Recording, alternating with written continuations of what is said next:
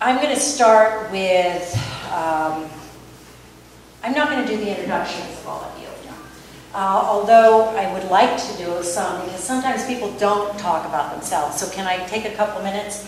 Connie Smith, at the end there, she's, in a very short time, I would say 3 years, she's had the opportunity, or I've had the opportunity to watch her and her two other co-founders build this Global Neighborhood Fund from the ground up, and up they have gone. Their focus is on Liberia.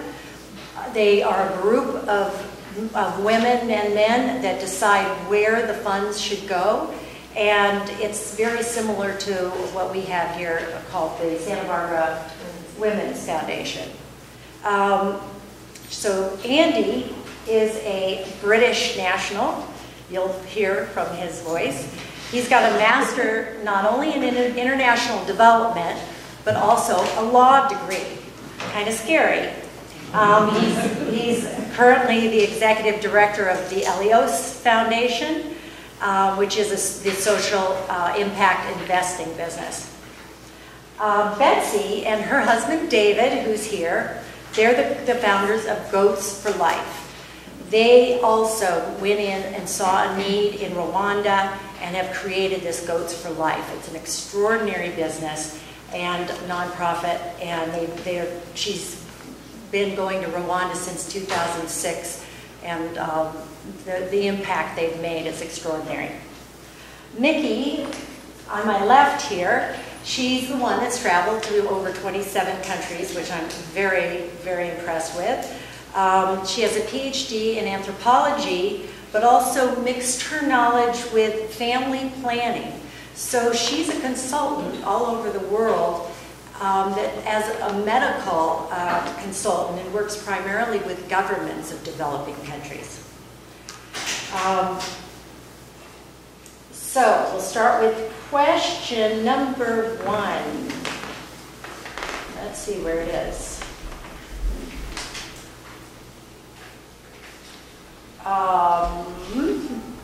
Let's talk about your businesses first. Connie, do you want to start? Sure. Just for since I'm the most nervous. We are as Terry said, a very new collective giving group focused on Liberia. We are all volunteer, so we needed to teach ourselves, learn about the socio-political, economic issues, and chose to focus on a region so that we could better understand the needs and address them effectively. Liberia is post-conflict, and my first trip there was 2 years ago. It was very different being in a post-conflict country. All of the infrastructure, electricity, water, schools, roads were destroyed, and those are being restored very, very slowly. One half of Liberians cannot access health care. There's only one doctor per 100,000 people. 1 in 5 die of waterborne illness. Rape was the most reported crime in 2008. 67% of their schools were destroyed. And one of the most, I think, interesting demographics is that the median age is 18 years old, with 44% of their population under the age of 14, as compared with 20% in the United States, which has a median age of 37. The potential, however, for positive change is huge. We're very proud to say that there are 2 women who received Nobel Peace Prizes.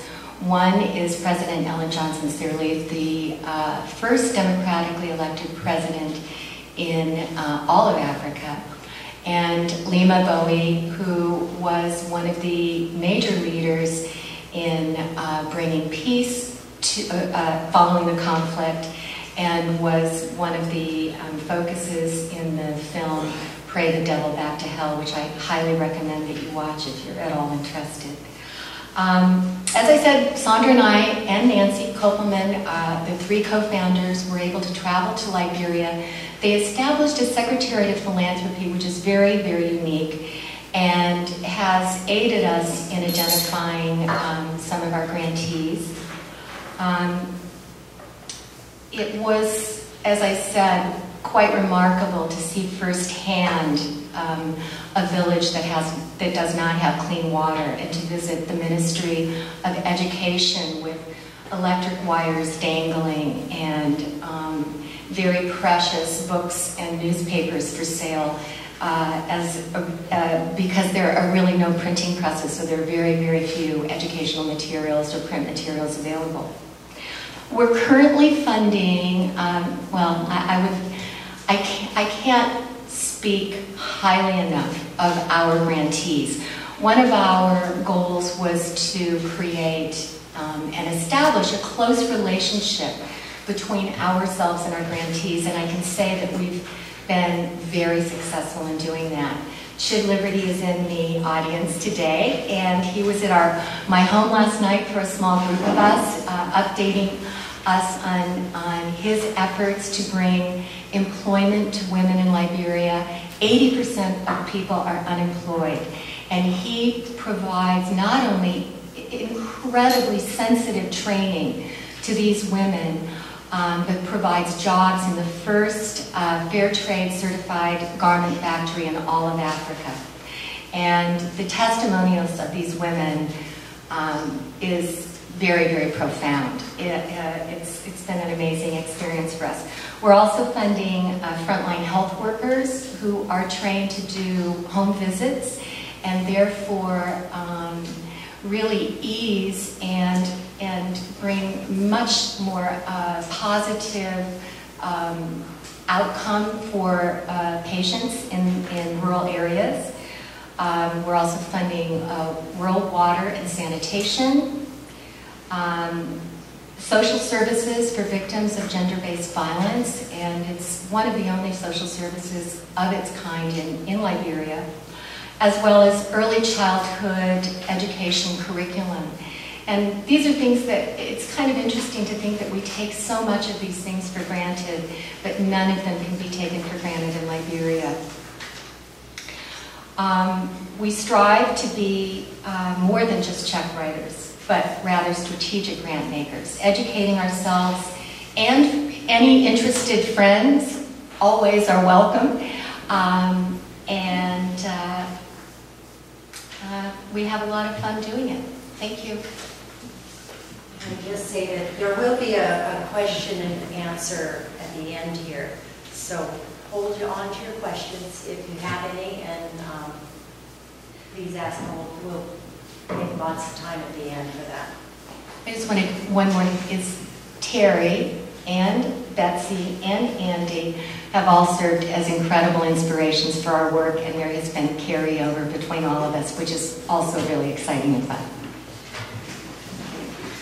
Well, on that note, good morning. Thank you for having me here, and thank you for joining us this morning. My name is Angela. I'm the Executive Director of the Elios Foundation. We are a private foundation based here in town, and we use philanthropic capital to make early-stage investments in social entrepreneurs working in the developing world. And we make those investments with our capital, and then we have a for-profit subsidiary that allows for other investors to invest for-profit dollars through us. We're driven by a social agenda, and the reason that we have these investments in for-profit entities is because we really believe in the power of market-based solutions to bring about long-term sustainable change. We have 4 funds which are geographically located. So we've worked in India, where we've invested in a chain of preschools, and we've invested in a group providing healthcare in rural communities in India. In Kenya, where I'll be going next week, we have a number of investments that we've been working with there. One of them is working in the slums of Kenya, creating and building toilets, and then taking away the human waste to convert it into a fertilizer. And so we've made some investments with them. And then there's another group that's creating jobs for college students working in the slums of Kenya. And then, like Connie said, we've been working in Liberia, so we're fortunate enough to be able to have Chid with us today. And we're actually going to be doing an event with CHID this afternoon at the Santa Barbara Foundation for those of you that want a double dose of this international opportunity. But what's really excited us, as Connie said, is the empowering of the women that work in the factory in Liberia. I've been honoured enough to spend lots of time with CHID and to be able to see the work that's taking place in the factory. And it really is phenomenal to see the stories of lives that are being changed. And then the fourth area that we're about to work in, we're about to launch a fund in Latin America that's focused specifically on women and women entrepreneurs. So the idea is to find female entrepreneurs or entrepreneurs that are working on women's related issues, because we really believe in that as kind of a key trigger, especially in Latin America. So that's kind of a snapshot. My background is working on the ground in communities. I do have a law degree. I'm a qualified barrister, but I'm not practicing, so I don't know if that means I'm okay. But we really believe in kind of these market-driven approaches to be able to have a long-term social impact, and that's kind of the underlying philosophy. And especially with regard to women's issues, the empowering of women and the respect for dignity is a key driver in what we're doing. Okay, we had no idea that Goats for Life would ever exist. Nobody's more surprised than David and I about this. We went over to Rwanda over 6 years ago to work with traumatized survivors from the genocide. In my former life, I was a psychiatric social worker in inpatient psychiatry primarily. But while we were over there, the training went fine and we were training the trainers. However, what was really disconcerting to us was facing the extreme poverty and hunger.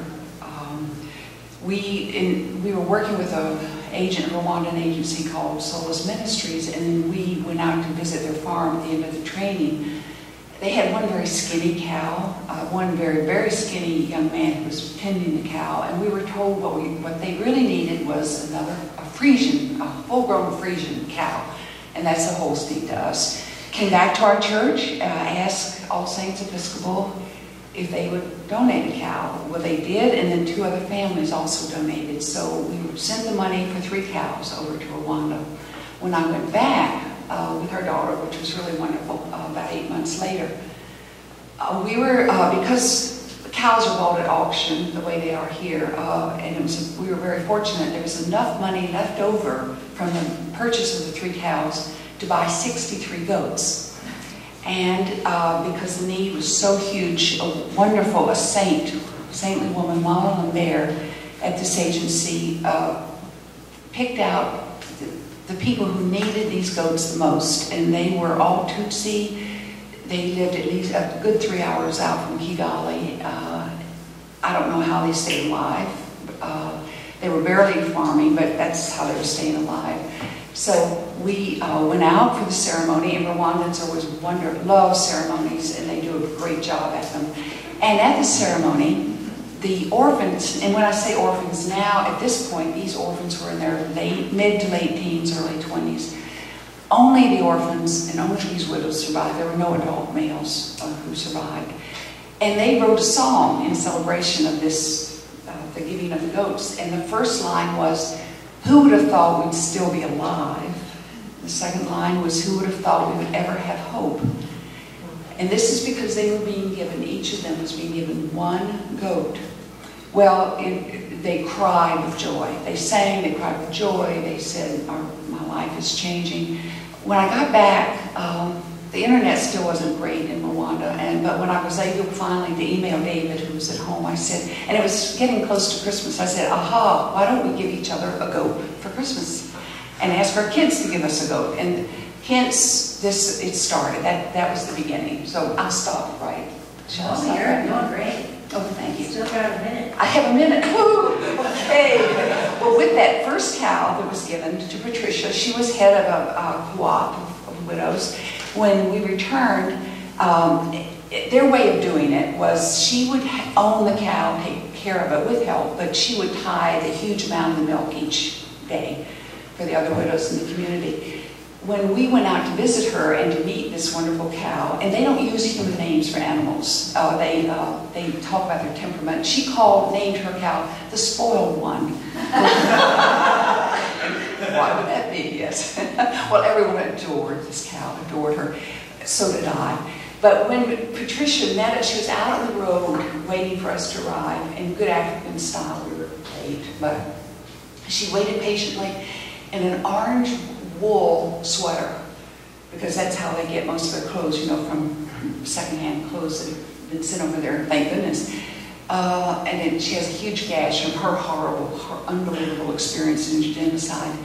But even with the sweater, she said, "Mama, look at how fat I am." Well, this woman was thinner than Terry, even now. But she said, "Look how fat I am." And in contrast to how she looked 8 months before, she was skin and bones, skin draped over her skeleton. Of course, she has AIDS now. But I'll stop. But there are a lot of stories. But we can do that later. Thank you. Hello, everyone. Oh, yeah, okay. I'm Nikki Andina, known here locally as Nikki Andina, known professionally as Michelle Andina. I'm really happy to be here, and all of these amazing people representing organizations. I'm very happy that I'm not representing an organization at this point in time. I am a freelance international health consultant. I've been doing this work for more than 30 years. I bring my medical expertise. I'm a nurse specialized in maternal child health, combined with my social cultural anthropology background.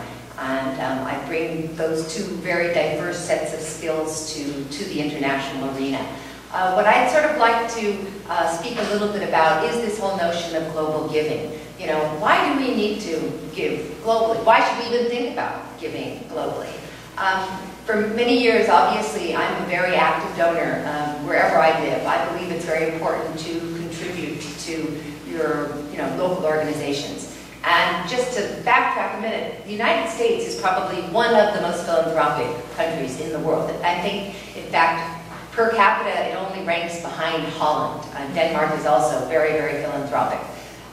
So we have a tradition here. We have a history here of philanthropy. But we also have a history of philanthropy because sorry to say this, but we do have a government that doesn't necessarily provide all of the services that necessarily need to be provided. Now that's a similar situation that you see in the developing world. But in the developing world, you don't see it. You don't see it necessarily only because of political reasons. You also see it because the need is so enormous that no government can step in and provide all the needs. I've lived recently in India, and in India you have a population of 1.2 billion people. 400 million are middle class, and the other 800 million are poor. So no government, which is getting taxes and revenues from 400 million, can possibly provide for 800 million. So the need for nonprofits is always going to be there. Don't let anyone convince you that it's not going to be there. It's always going to be there. But, you know, we sit here in the United States, and I worked in Santa Barbara as a visiting nurse also for a couple of years after my stint in India. The thought of getting on an airplane or traveling anywhere scared me to death. And so I decided to work here. And the need in Santa Barbara is great. There are a lot of people who are definitely in need here. However, what happens around the world impacts on every single one of us. I don't know if anyone reads the New York Times, but the front page of the New York Times talked about things that impact on us every single day. There was this big fire in a factory in Bangladesh that is making clothes. Those are the clothes that are on your back. I bet every one of you is wearing something that is either made in Bangladesh or in China or somewhere else. So whatever is happening around the world impacts on you. Now, I'm in the health field, and I'm very honored that I have a daughter who has also followed me into the international arena, and she's involved with refugees. Now, we have someone here from Liberia, we have people working in Liberia. You know, this is the crisis of the times, is the whole refugee crisis. And of course, what is one of the major things that refugees are impacted by is both their human rights, which are frequently violated, as well as their health. That impacts on us too. Every single day, whatever crisis is occurring somewhere else in the world impacts on us. Everyone wants to come to the United States. People all want to come to the United States. My daughter's in charge of refugee processing for all of sub-Saharan Africa. The number of refugees that are turned away every single day that have absolutely no place to go is overwhelming. This will impact on us. There's no way in our interconnected world that whatever is happening on the other side of the globe doesn't impact on us. So what I've done in my life, and it's just the way I've decided to handle it, is I have a certain amount of money that I give away every year, and I make sure that a percentage of those funds is going internationally. Now, there's lots of ways to give internationally. You can give to any of these organizations, and of course there's hundreds of organizations that you can give to that will have an international impact. But for me, it's important that I think part of the reason you all came here is because you're interested in knowing, is this something I should be doing? There's so much need in Santa Barbara. In fact, I think that's one of Terry's, questions that she's got here. Why should people give internationally? And I hope that when you start to look at your own place in the world, you see that we are not isolated. We are all one world, all connected. So, thank you. I asked Mickey yesterday, when are you going to write your book? And I really feel like if you get a chance to talk to her one-on-one, she has a lot to say. I will go into our next question to all of you, because you've all alluded to it, and especially you, Mickey. Maybe the others can comment on, and there's no order, and if you don't have anything to say, don't feel like you need to. Why should people contribute globally when there's so much domestic needs? My husband, who's an economist, has used the term, David, do I have this right? It's an absolute poverty in Africa. And, well, I forget that. Sorry, I blew that. I'm not an economist. Okay, relative. You cannot compare the poverty in Africa to here. At least the people I've seen and I'm aware of in Africa. There is no food bank, no safety net whatsoever. Many die from poverty, and that's why. And it doesn't take much. It doesn't take much at all to help lift them out of it. But there's really very little you can do once you're living in dire poverty there.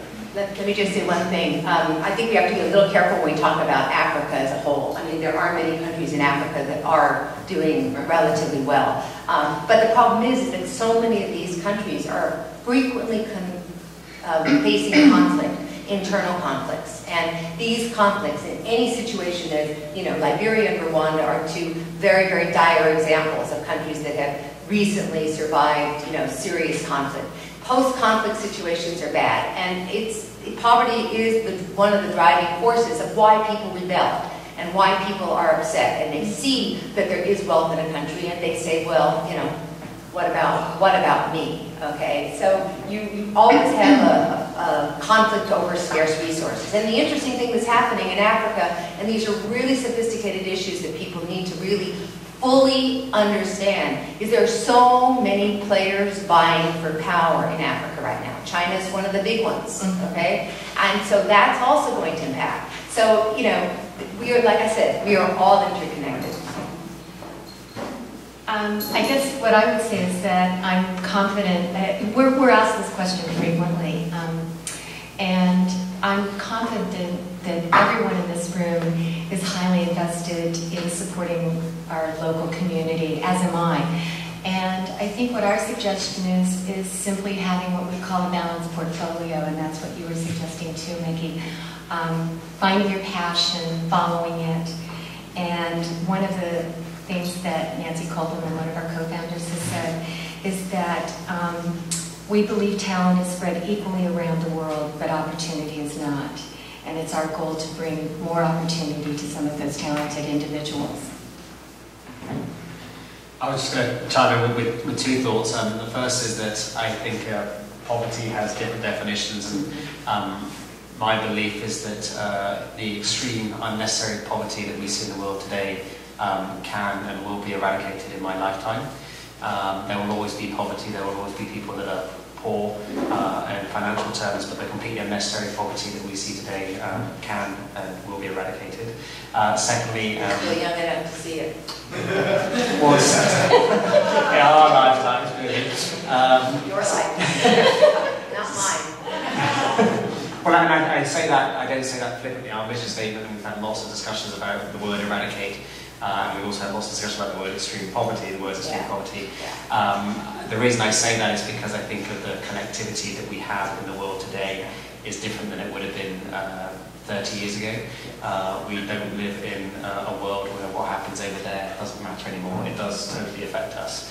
And the connectivity we have in this global village impacts us from a self-centered point of view, but also demands us from a moral point of view to step up. And that's where I say a second point, which is the bang for your buck is a lot bigger in places that have extreme poverty. And so from a philanthropic perspective, the impact you can have from philanthropic dollars, as well as from an investment perspective, the impact is huge. Totally agree with Mickey about the role of China in Africa. Africa's changing, it's changing fast as a continent. And the opportunities are there to have a long-term sustainable difference. I read a survey recently about American graduates coming out of college. At least 40% of them want to have their career have a social impact as well. And so the old school mentality of making money and then giving something back isn't going to be the new norm with the new generation. So I mention that because there's going to be a growing wave of social opportunities to be able to have your careers, to be able to make money from doing good. And I think that's going to be... Right. From your mouth to God's ears. Yes. I think that's wonderful. And may I say, of course we need to help here. We do, I mean, there should not be a hungry child in America or Santa Barbara, one lacking in care. Beautiful. I know there's a lot, I know this is a very sophisticated audience in terms of global giving, but I often get bogged down a little with the jargon or the words that go with businesses and nonprofits that are doing social work. So I have a specific question to ask Andy, and then anyone else can comment on this. And that is, if you could explain to me and the audience the difference between your for-profit social impact investing model versus our nonprofit model, which I'm of course more familiar with, and give us maybe specific financial returns that someone might get versus the social returns that an investor might get. Yes, I think that's a big question that we can spend the rest of the day talking about. 3 years ago, I think it was, I first met Connie. In a nutshell. Yeah. 3 years ago, I first met Connie in this room, and that was when Connie was talking about the Global Neighbours Funds, and we had an interesting conversation about what we were trying to do with an investment mentality, and whether that was what overlap there was with what Connie and the ladies were trying to do with their philanthropic capital. We believe that market-based solutions are going to be one of the drivers to eradicate extreme poverty, and I say that both from an investment perspective, from a for-profit dollars generating perspective, but I also am driven by that from a social perspective. The reason that we're really excited about the work that Liberty and Justice and Chile are doing in Liberia is the huge role that has on dignity. So rather than us giving money to these poor Liberians who are recovering from post-conflict, what Liberty and Justice is doing is providing opportunities for people to have a place to go to work, to have dignity, to be able to provide for their families. And that requires a lot of work on Chid's part. That requires money from us as investors to be patient, to be able to make investment decisions that mainstream investors wouldn't want to make because the risks are too high. So if we can use philanthropic capital or high-risk capital to be able to make those decisions, we believe women can be empowered respectfully to be able to have dignity, to be able to provide for their family. I have 2 young kids, and while I like it when people give me things, that's very kind of them to give me things, I also love the fact that I can make decisions for my family, and I take it for granted on a daily basis that because I have disposable income, I can make those decisions. Now, Connie and her ladies are using philanthropic capital to give for the training programs, to be able to train the women. We, with our group, are using for-profit dollars to invest in a profit company. So I think both types of capital can be used. But the key thing is to be making sure that you respect dignity and really empowering the people that you're working with, if that answers your question. And I wanted to ask, In terms of the investment that individuals make through EOS, it's my understanding they're fairly long-term investments in terms of they're seeing any return financially on the initial investment? So there's a variety. So with Liberty and Justice, we make an equity investment. So our investors own a stake of CHID's company, and that would be a long-term investment until there's enough profits generated by the company for us to be able to get our money back through dividends, or in the case of Liberty and Justice, hopefully there'll be an acquisition by a larger player that's trying to compete with the Bangladesh clothing manufacturers. So that's going to be a long-term play. But some of our other deals, we just got a couple of other opportunities that are straight debt deals where money is being loaned for 4 years. And that's something as well that we're doing with Liberty and Justice, that we can have a light at the end of the tunnel that we can say in 3-4 years' time we're expecting to get our money back, and the numbers we're looking at are 6-7% returns. So we consider that to be acceptable financial returns. The entrepreneurs, and Chid can speak to this, if you speak to them afterwards over coffee, compared to the opportunities that Chid has to get capital in Africa, where it's in the 20% to 30% range to be able to borrow money from an African lender, we're able to lend it a lot cheaper, but still acceptable for us as investors. So there's different ways where you can use capital, I think, to be able to get a light at the end of the tunnel, but it does require you to be able to say, I spoke to an investor yesterday and said, just to be completely clear, these are really risky investments. We believe in it, and I wouldn't be running around going to Kenya next week if I didn't believe in the opportunities, but don't put money in unless you can afford to lose it. And the other thing I'll just close in is say that the cycle hasn't been completed yet. This is a new emerging space. It doesn't have a 100-year track record.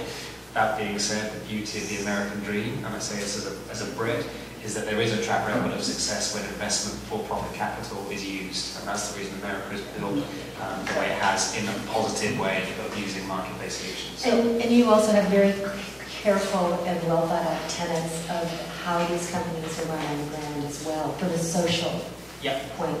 We have, so when we make a deal, we say we have a term sheet, which would be a normal investment term sheet, and then alongside that we have an MOU that makes sure that we are aligned as best we can be with our values. Chid is on the hook as CEO of his company to be using our capital, but also to be creating hundreds of jobs through that capital, and that helps to influence some of the decisions that Chid's making. That being said, Chid's making the decisions anyway, but it helps him to make it more explicit that that's the goal that we're trying to achieve, and that's kind of it. It's just the beginning of any investment. So just to sum up some of this here, because these are incredibly important points that are being made here, and you are a very sophisticated audience, which is why it's already escalated this conversation to this level. These are complex issues. There are multiple models for potential global giving. There is no one model yet out there that has really been proven to be effective, which is why things like this social investment model, and even long-term, philanthropy, which is just where you give money to a group. Unfortunately, the big issue is that what we have to do, if we have these different models, and I say this to all of the groups that are involved here, and this is part of my work also, is one must always evaluate the impact of the work that is being done. There are very often what I call serendipitous side effects that occur. Sometimes they're good, and sometimes they're very bad. So for each of the groups here, when you're giving the money, you need to be very clear on why you're giving it, what is your intended outcome from that money. And you need to have a mechanism in place to validate that it's actually having the outcome that you want it to have. Because sometimes you can create more problems than not. I'm just going to give a little example. Years ago, there was this whole, microcredit for women, right? Everyone is familiar with microcredit for women. Eunice, the Grameen Bank, I was involved with that already back in the 80s in Bangladesh. There are very good models, and they've shown that they can work and can be effective at doing certain things, okay? Like it can increase household income for women, some of these small microcredit loans. But it's had this incredibly horrible side effect of putting an enormous debt burden on women who never had a debt burden in their lives. Okay? There were traditional systems of loaning and sharing money in communities, And now all of a sudden we have women out there who have this debt burden because of these microcredit loans. This is just sort of, I'd say, in maybe the last 6 or 7 years emerged to be a major issue. So, you know, people think that one model is the panacea, so microcredit's going to solve every problem. Well, it's showing that it's not. And sometimes it takes years to really see where some of the problems are. So the same thing with, you know, with social investing. Andy, they're trying, and they're working on a model, and I'm trusting that they are evaluating the impact of their work, as I'm trusting that the other 3 women on the panel who are running organizations are also evaluating the impact of their work. It's very important. May I tag on to that? In several ways. Andy, this is helpful. Maybe we will change some of the language we use, because what we do is set people up in the business of goat and cow breeding, and now also in fish farming. We just help get them launched and they take off. We do evaluate, and the impact has been huge. But let me just, I want to say an important point about the micro. I'm glad you said it, not me. It is not the be-all and end-all for women and men. We work now within cooperatives, and within the cooperative, they loan to each other. They don't add on a 20%, 40% interest rate. There's no interest rate. They work together, they farm together, they trust each other, and they know when there's a real need. So there is another way, and it really is working very well. Okay, thank you. So I think the next question kind of leads into what you are all saying. And how do organizations stay focused on their mission? And why is that important? I think that for us, we're a small organization, grassroots, reaching out to other grassroots organizations. And we need to really listen carefully to the needs of our grantees. We select our grantees, which is a different way. Rather than them applying to us, we solicit ourselves to them. We are small, and so we want to invest in organizations where a small grant will have a large impact. We work very closely with the entrepreneurs where we make investments, and we try to spend time working through the challenges that they're addressing alongside them. So rather than us being the check writer and then holding a big stick, it's very much what can we do to help empower you to be able to empower other in-country stakeholders. And I think if there's relationships that are based on respect, where people can understand what the win-win-win scenario is, then it gets away from the traditional tussle areas. It also gets away from the challenges that have been with traditional aid models that are patronising and undignified for other players. So I think it's really trying to have a mentality of respect and spending time alongside it. And we are focused because people, the word, I want to say demand, they don't demand, they ask very politely, but because I had a wonderful experience of being invited by the government is very happy with us in Rwanda, and the man who's in charge of all the foreign NGOs, and that's what we are, Goats for Life is, we work with a Rwandan local partner, but he invited me to his office just to say thank you, and also to say please keep it up and please send more if you can. But in his office is a very big sign that says, the giving of livestock is the most effective way to alleviate poverty. I think that is true in Rwanda. So there's no temptation to, there might be, but the need is so huge. And almost everybody we work with is a subsistence farmer, and you cannot live very well that way. This past spring, they had they get way too much rain often in Rwanda, not drought as often, at least recently. Crops had washed away, and so many cooperatives said, if we had not had livestock, we don't know what we would have done. They would have been begging for food from some group. So we need to, it's easy because they keep us there. They have told us this is what we need, not the old model of we're Americans, we know what's best, here you go. They say this, we need livestock, and in another case, we need to do fish farming. This group is down by Lake Kivu. Well, I would never have thought of that. You can't sit here in Santa Barbara and know that, but they're next to this gigantic lake, and fish, they have done it. They are doing it.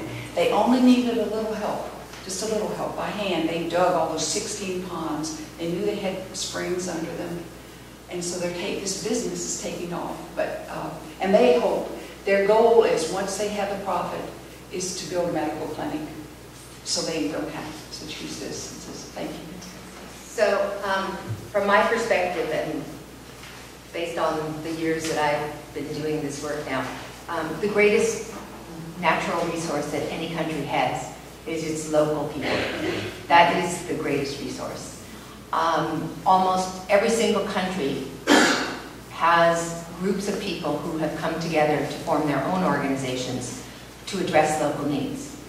Whether it's through churches or whether it's through even religious groups or whatever. That is the greatest resource that any country has, is those people who come together to address their own needs. As everyone has said here, local people know best what they need. You know, it's real, you know, as I would say, chutzpah for us to ever think that we have any idea what anyone in any country needs. It's just audacious that we would even begin to think that. And I can tell, though, that all of the people sitting here on this panel are cognizant and aware of that. My own giving has always focused on supporting local Indigenous women's group. It became my passion. I worked for a few years with the Global Fund for Women, which is based up in San Francisco, which is basically has a human rights focus. So they don't have a health focus, they have a human rights focus. And through my work with them, I have met the most amazing women who are locally running women's organizations in the most dire, difficult, incredible situations I've ever seen in my life. So that's who I have decided to support, is to give support to those kinds of groups. And every country has them. So it's a matter of accessing them. It sounds like that's one of the things that your group is doing. It sounds like you're also working, you know, with local co-ops. And I know from my conversation with Terry that they're doing something similar. This is the only way forward. You know, we cannot pretend that we have answers and solutions. We don't. Only they have them. So I think that leads us into an important question, and that would be, how are your businesses sustainable, but not only your businesses, and this is probably two separate questions that we just address whichever one you want, but how do these people that you are indeed providing resources for, how do they become sustainable if indeed you are providing so much of the resources for them? So how does your organization become sustainable rather than just constantly trying to get donors to help and contributions, and how do you help the people to help themselves?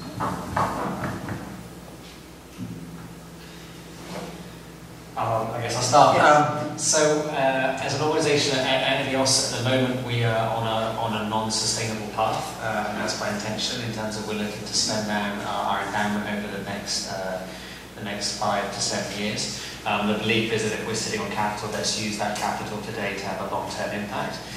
We're developing our model to be able to get us to be long-term sustainable. So while we will spend down as a foundation, the hope would be that we don't sunset. And that will either be that somebody gives us another philanthropic donation to pay for us to continue our work, or it will be that we start charging a fee for investors to be able to work alongside it, or it will be that someone like Chid does such a phenomenal job with this company that we get a good return on that investment, and then we can reinvest in other organisations. So we're trying to really say, okay, we believe in the use of the markets, we want the markets to be sustainable. If ENEOS isn't having any impact and the market doesn't care, if people don't like what we're doing, then we shouldn't be around for the long term because it's not adding any value. And so that's kind of how that's our philosophical view and how we're kind of implementing that at ENEOS. And in terms of the organisations that are working in country, all of them are being driven by a sustainability plan.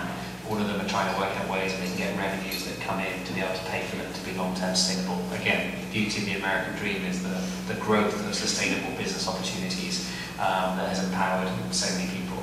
And so that's there from the beginning. Excuse me. Some of our grantees are sustainable. Certainly, the women that we have trained through Liberty and Justice now have jobs that is a sustainable financial empowerment for them.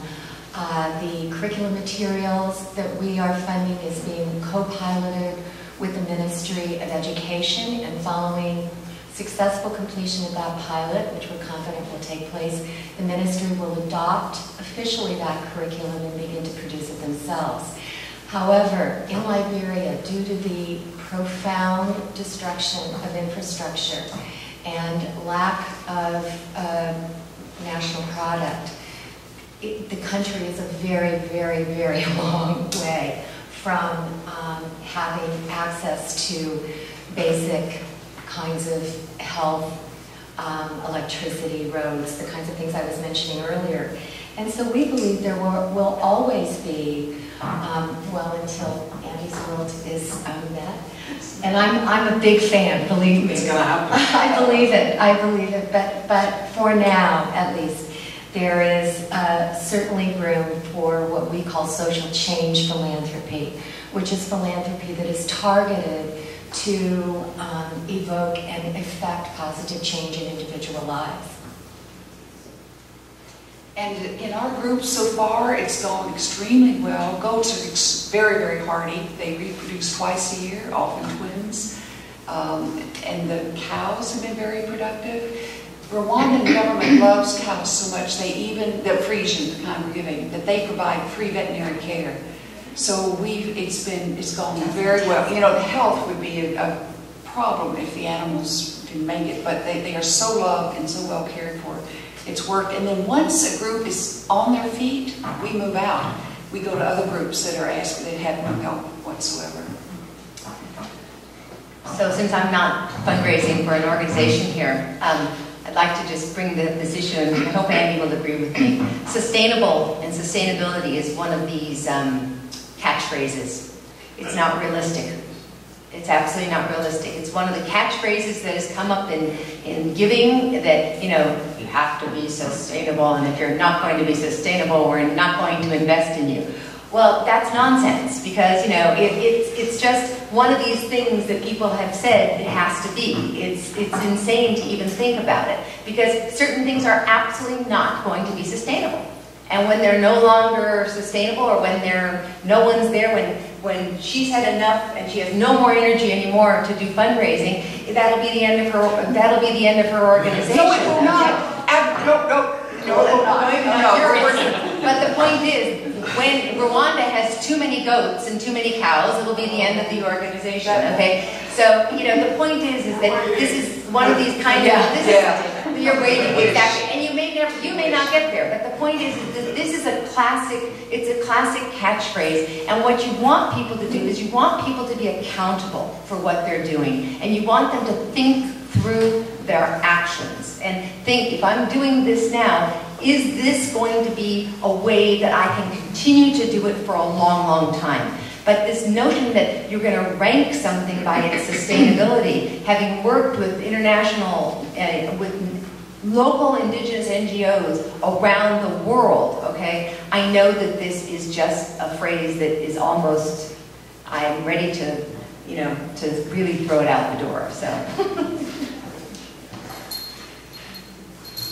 I have to agree with Mickey, and that is that I have started to use self-sufficient, which, because like I said earlier, the buzzwords do get convoluted, and I appreciate all of these panelists being more humanistic with their verbiage, because we can get just so bombarded with the speak of it all, the talk of it all.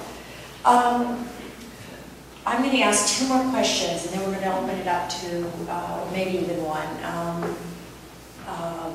And then we'll open it up to questions and answers. And then I'd like the panel group after questions and answers, and I want to leave a lot of time for that, depending on how many we have. I'd like you all then to, I have one last question to ask you, and then we'll be complete. I've noticed there's been a little bit of theme where we all are intertwined in some way or another.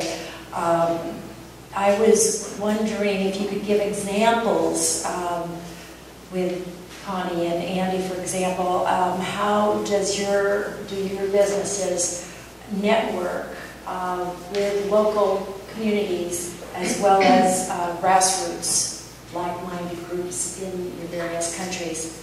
And why is it so important? So that's, again, two bits, how you do it here and how you do it abroad. Well, I'm going to go first on that one. Excuse me. I think something that was really fun and exciting when we were conceiving the concept of possibility of the Global Neighborhood Fund was that we went with Terry to Los Angeles when she was presenting to school children. We met two of our grantees through an event that Elios Foundation held. We visited the co-ops that Betsy supports in Rwanda. We have a very exciting and very vibrant global giving community here in Santa Barbara. So I think that's been an aspect. And then in terms of in Africa, all of our grantees are working very closely with other organizations on the ground, particularly the Ministry of Health for Tiatin, and we were also able to connect them with Direct Relief International, and they have forged a very strong relationship with Direct Relief International, providing much-needed medical funds to them. And that's been a very meaningful relationship and kind of an exciting one for us to watch happen.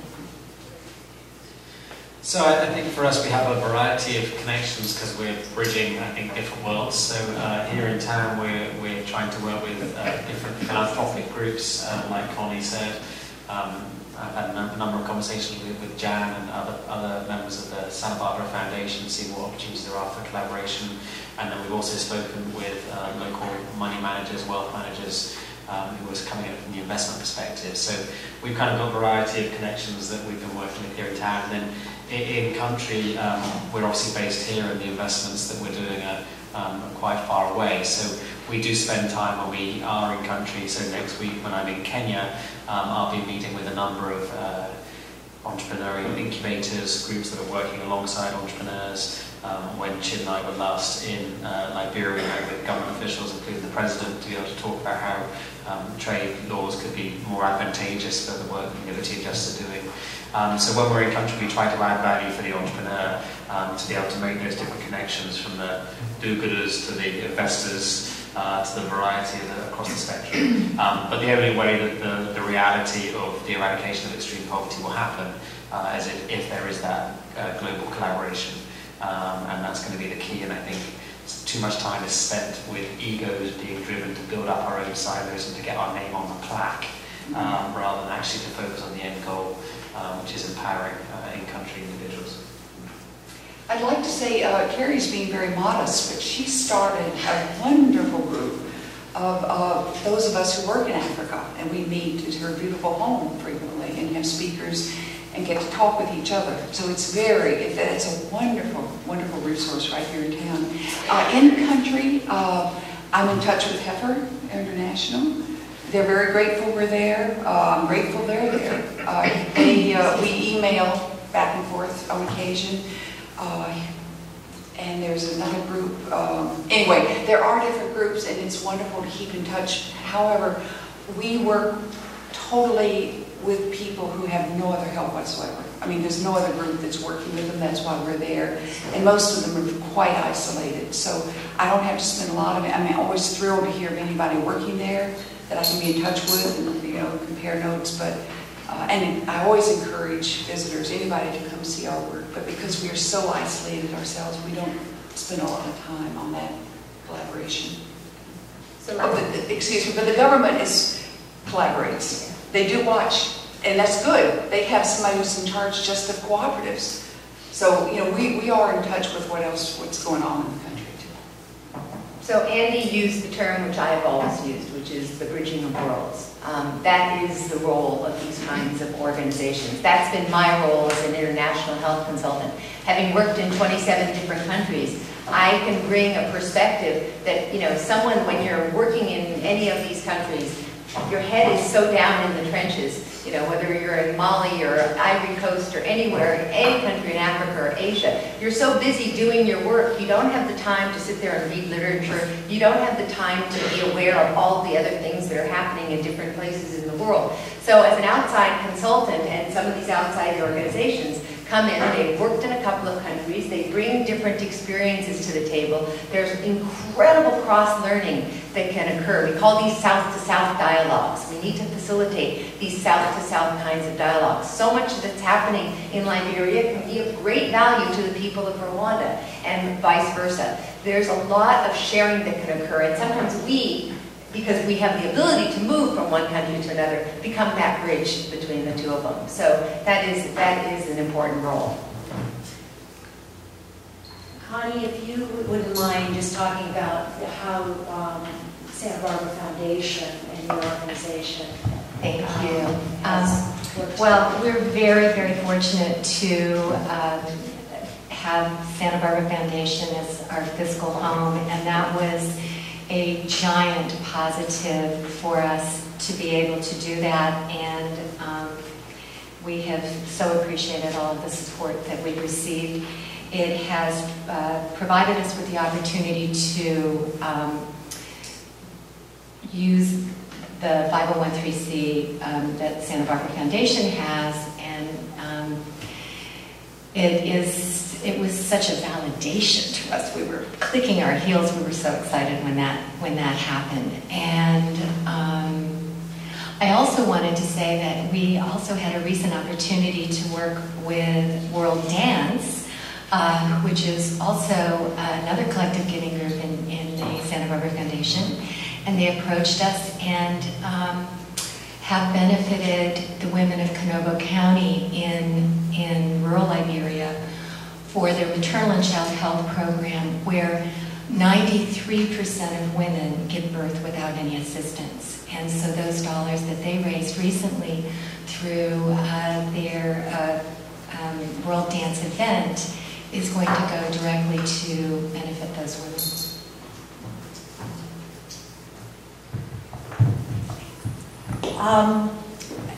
As I was making some notes, and I think we have a lot of bumper stickers here, bridging the world, giving of livestock is the most important way to alleviate poverty. I like that one. I'd have a lot of people stopping me on the streets to ask me what I meant by that. Relationships based on respect, and social change philanthropy. So at this point, I'd like to open it up to questions and answers, and if you could stand, and if you would like to be more comfortable using the mic, I'll bring it down to you. Yes, Carol? Do you find any government problems with corruption? A lot of African countries' government, I've heard horror stories about their corruption in government. And have you found that that's been an impediment to your work? May I jump in? Sure. It's been remarkable in Rwanda. It's one of the least corrupt countries. And people do ask, and I'm glad for the chance to say, we wire our money directly from Wells Fargo Bank in Santa Barbara to the bank in Kigali, where our partner will get it, if that's where the money's going. The other groups have local organizations, in America. But Kagame, the director, the president of the country, has said poverty is our worst enemy. So there is a very strong motivation, and they know, we are quite sure poverty is one thing that led to, one of the major factors in the horrible genocide. So they know that poverty has to be eradicated, and the sector officials, which is like counties to us, have all pledged to him personally. They will do all that they can to alleviate poverty in their sector. So they are extremely eager. They show up at every ceremony whenever goats are, livestock's given away, because it makes them look better too, of course. as the economy in that area. So thank goodness so far, no corruption whatsoever that we've seen. Any other questions? I have a question.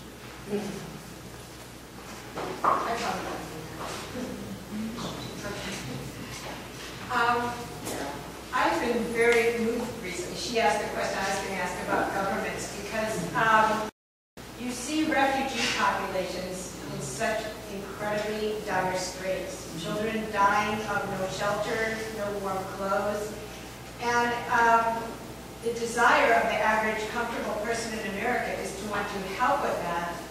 But because of corruption, because of, we're all pretty sure that the money's never going to get to where you want it to go.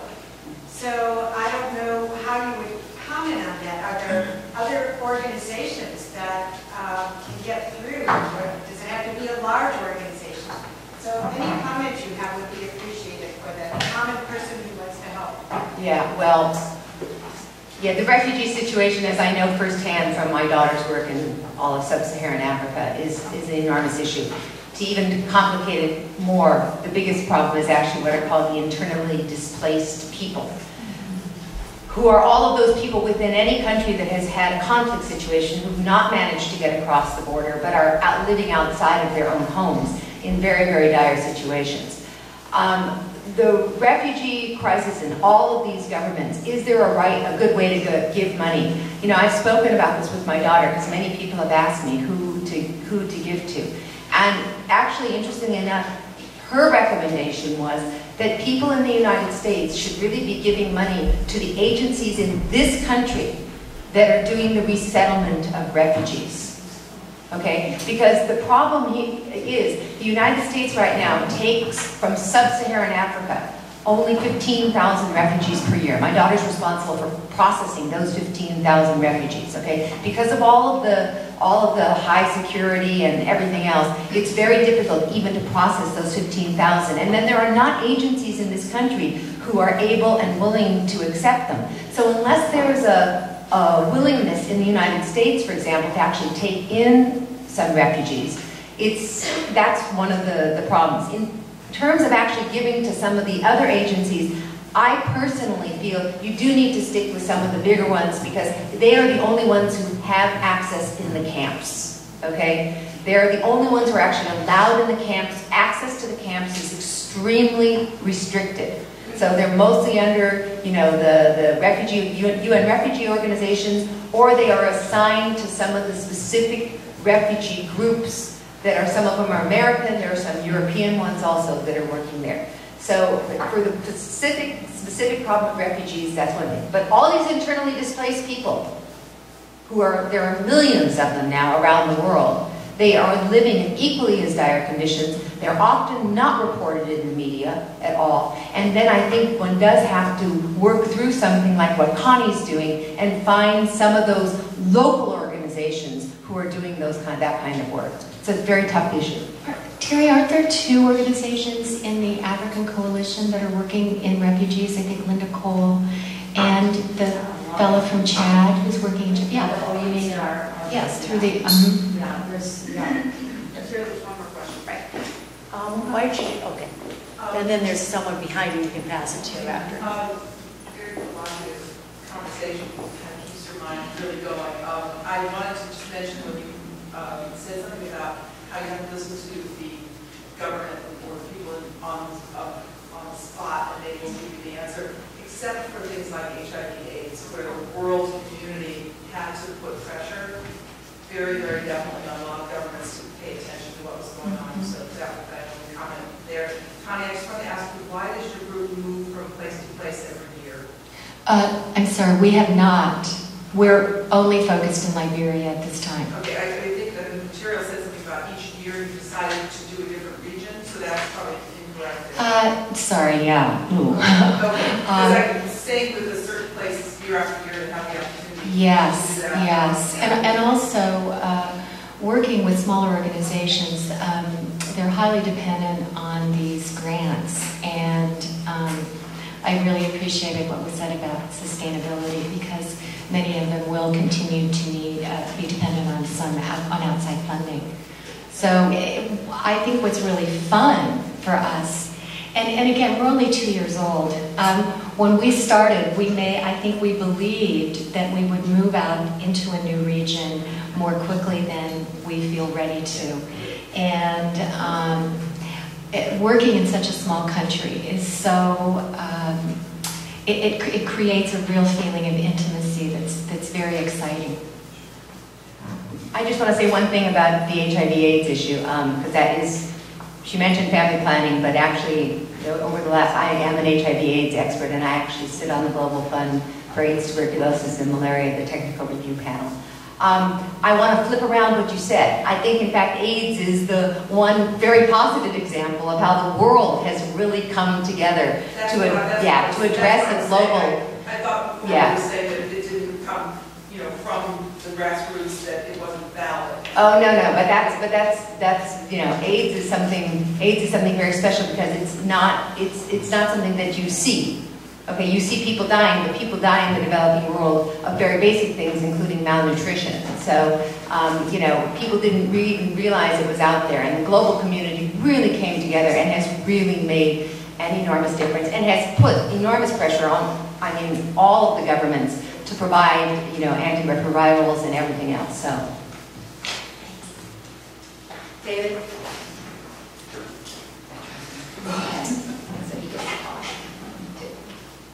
I just have one comment about... I think it needs to be turned on. Oh. Hello there. No. That's odd. I want to make some more comment about large organizations and the importance of large organizations and some of the things that are being done, especially on the refugee problem. It has been our experience that one of the problems with large organizations in what we are doing is their overhead is tremendous. And so they have to, pay a director, they have to pay, people on the ground in the various countries, all this kind of stuff. And I think one of the things in terms of when you're giving to an organization, it's very important not only to know what the mission is of the thing and the focus of that organization, but also how effectively they're delivering the product.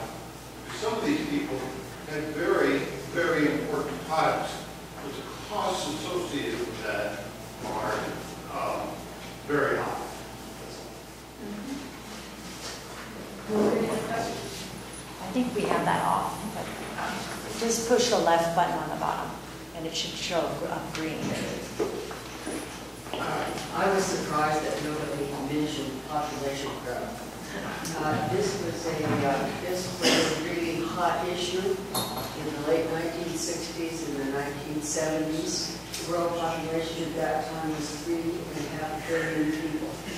We are now 7 billion people, and we're going to, by year 2050, according to the United Nations, going to be 9 billion people, and that's with birth control. If we don't have family planning worldwide, it's going to be 10 billion people by year 2060. Now, this is really the cause of poverty, especially in sub-Saharan Africa, where many of the countries in like Mali and Rwanda, they still want to have 6 children per family, even though they have access to contraceptives and family planning. So I was really shocked that nobody mentioned that world population growth is really the true cause of what the problems on planet Earth are today. And that's my comment. I'm sorry, but I have to say that. I think. Okay. No, I was going to say, I think it raises a big point similar to the refugee crisis question. I think if we take a few steps back and see the bigger picture of what we're trying to do, if we can find a way that there isn't need for the refugee crisis to even happen, if we can find a way where women have an opportunity to have livelihoods for themselves, which means they not only have access to birth control, but they're able to make different choices, that addresses those kind of issues. So I think it's important when we have that compassion, we see pictures on the TV of the needs, how do we channel that compassion?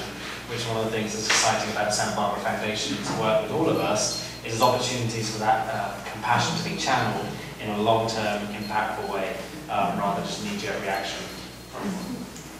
Well, obviously, we have only... I have one more question. Oh, one more question. Well, for you, and that is, can you give us a 1-minute description of what your organization does? Terry, 1 minute. It's very interesting being a moderator because I have so much.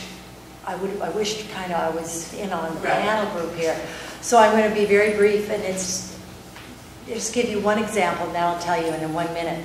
I, 15 years ago, met a man who inspired me to be involved with his dream of starting a school. And so we started a nonprofit called Africa Schools of Kenya, and I thought we were going to go impact a big, huge part of Maasai land in Kenya and Tanzania. No, 15 years later, we are still with one community doing a great job, but instead of impacting and working and providing resources for a whole lot of schools and communities, we've still stayed with one. They themselves have become role models in the rest of Maasai land and are leaders of their community. And so it just gives you a brief little idea of how it's not, a person doesn't need to impact an entire country. You can do very little with very little, a lot with very little money and very few resources, just someone there to want to help. So, Carrie, do you want to mention the FGM? What you're doing about that? Well, that's a whole nother, I only had a minute. So, But just, Yeah, I wanted you to see it too. really? Yeah. All right. Our biggest thing right now is we have, through education about health, we have been able to have the Maasai, our community, look at their tradition, which is very ingrained, having to do with a tradition of female circumcision. And this is something that is a passage to girls to become adults. Very important to these girls and very important to the community. But through health education and having lots of Maasai women who chose not to go through this tradition, which really they had to struggle very hard to convince their parents or community not to go through it.